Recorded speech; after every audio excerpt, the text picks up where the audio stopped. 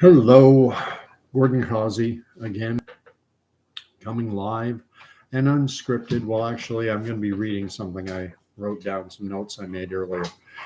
And I noticed I had one person who was watching at the beginning. Here's Candy. And if you're new, if you've never looked at my channel before, Candy shows up at the start of every video because I've conditioned her to believe she's getting a treat, and she does. So we'll get her out of the way. Shake. Lady. Speak. Speak. And that buys me peace. As always, thank you for watching. And as always, likes, shares, subscriptions, comments are welcome. This is my miserable and pathetic little YouTube channel. I say it all the time. Non-monetized. Injecting myself into the public discourse, as it were, getting my thoughts out there while I can. Goodness knows.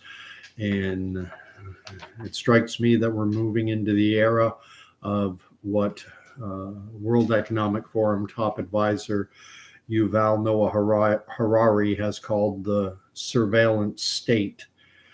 And I've got things I could say about that. I was supposed to do a podcast this evening with a prominent guest, someone who was featured during the AIDS epidemic on 60 Minutes. And she, for a while now, has been having issues with Zoom, which is the technology, I guess, the platform Mark and I use. And she tried to use it, but it wouldn't work. And she said that it has been causing her problems in other areas as well. And there's some news you can check out on Zoom and their use of artificial intelligence. And it just strikes me that this era of the surveillance state is ramping up. We have Bill C-18 in Canada now, so I can't share a news article on Facebook and point out obvious lies, propaganda, yellow journalism. But I'm digressing. I wanted to do a quick video talking about Eris, which is this new strain of COVID, we're being told, is now, it's being reported that it is now the dominant strain, the most prevalent strain in the United States. And the name Eris is curious because if anyone who's a regular crossword doer, someone who does crossword puzzles, will likely know this word or this name, Eris.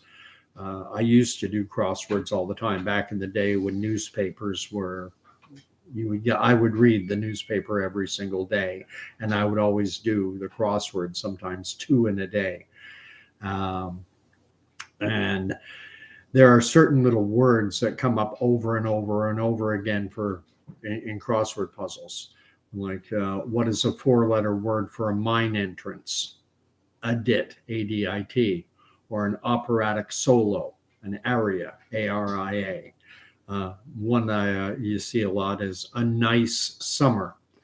And the answer is été, which is the French word for summer, because nice in French is pronounced nice. So a nice summer is été, and so on. Bunch of these. And then a common clue you would see is a 4-letter word for the goddess of discord. And I knew that the answer is Eris, E-R-I-S, which is what they have named this new variant. So goddess of discord, think chaos, turmoil, disorder. You can pull out a thesaurus. There are lots of synonyms, and none of them describe a desirable world or a world that people would want to live in. We want a world of peace, harmony, calm. And this name, Eris, I don't think the name was chosen by accident. I strongly suspect it was intentional, and that it very well may be a harbinger of things to come. And I know that a lot of people think that a rinse and repeat of March 2020, that it would never work again, that we succeeded in beating back the architects of this great reset agenda. Okay, fair enough. They'll come at us with this climate change nonsense, or the central bank digital currencies, the CBDCs, digital IDs, digital passports, and more. But another health scare, people say no, that no chance of that, and especially online where people can be more bragacious, have more bravado. Well, personally, I'm not so sure, because the threat of a deadly pathogen it creates the impression of an imminent and existential threat so strong in a significant portion of the population, not saying everyone, but in a significant portion of the population. And even after all the lies and all the nonsense of the past 3+ years, there are still a lot of people who are eagerly willing to submit to the programming of the news media, to our government and health officials. They beg for it. And when I think of chaos, one of the touch points I go back to is World War II. Most will remember that or will have learned that the Nazis came up with a battlefield strategy, and they called it blitzkrieg. And basically, the US military used the same tactic years later, but they gave it a new name, an English name. They called it shock and awe. And the idea is to overwhelm the population, those under attack, both militarily, but also psychologically, because frightened people are easier to control. They're easier to manipulate. I've said it many times. Fear robs people of the ability to think straight. And if my fears are right, then our greatest weapon to resist what is coming is to repudiate fear utterly and completely, which isn't always easy. Faith is paramount when the enemy is using the weapon of fear, because the ultimate fear that most people have is a fear of death. And for Christians who know their Bibles, we know that the enemy might be able to kill the body, but the enemy can't kill the soul. And that is where ultimate victory lies. Okay, so what might be coming? One of the rabbit holes that I never really went down. I mean, I peeked into it, but I never did any research on this. I never sought out any information on it. So I know it on the surface, and it's the idea of the pokey pokes containing some type of nanotechnology, like nanobots or something like that. And the idea is that the juice could contain some kind of microscopic technology that could be communicated with by something like 5G technology. And that would allow nefarious players basically to hack into a human being, which is something the same World Economic Forum advisor, Yuval Noah Harari, he's spoken of it many times, and he's spoken of surveillance under the skin. I remember back, I think it was on October 31st of 2022, if memory serves. It might have been 2021, but I think it was 2022. There was a mass casualty or a mass CAS event in South Korea, and it happened on Halloween. What happened is people had been restricted from celebrating Halloween for a long time. And then I think it was Halloween 2022, basically a whole ton of young people in Seoul, South Korea, in one of the suburbs, went partying. And then apparently what the reporting was is that there was a massive crowd, that everyone was in tight quarters, and that all of a sudden there was this mass casualty event. And a lot of young people died of heart failure, cardiac arrest, that sort of thing. And when that reporting came out, it didn't smell right to me. And at that time, I'd have to look back, but I know I put up comments saying that in a city like Seoul, South Korea, Bundang, and the periphery, I mean, it's so densely populated. Their subway system, the old women are called pushers because everyone is crammed in like sardines. I mean, it happens all the time. And a thought that occurred to me, because as I said, I've looked down this rabbit hole, haven't gone down it, haven't gone far down it, but I couldn't help but wonder, was this some type of a test run? And honestly, at this point, I'm open to considering just about anything. Or maybe another consideration, maybe going forward, it'll simply be that those who rolled up their sleeves, especially multiple times, that they've become more susceptible to any number of bugs that are floating around due to this mRNA generated spike protein and this idea of immunosuppression, a suppression of the immune system. But fear, fear, fear. Fear over the prospect of getting horribly sick and maybe dying. That might make it easier to instill fear over things like climate change.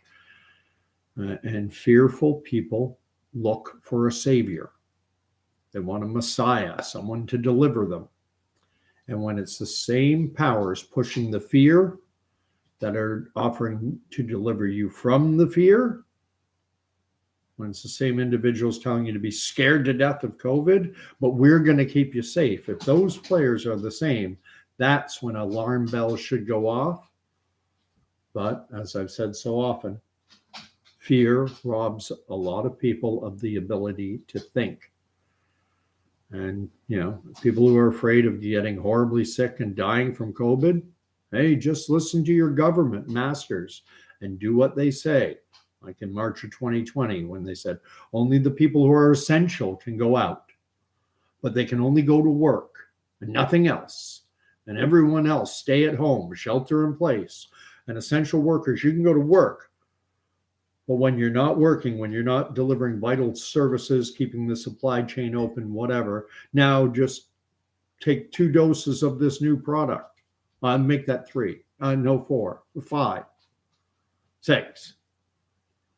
And I'll end it off by saying, I've said before, I have something of an immediacy bias.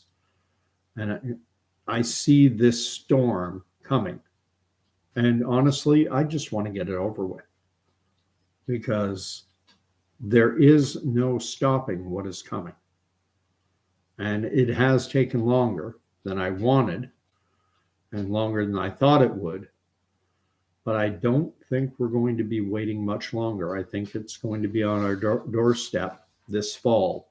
And autumn starts on September 21st.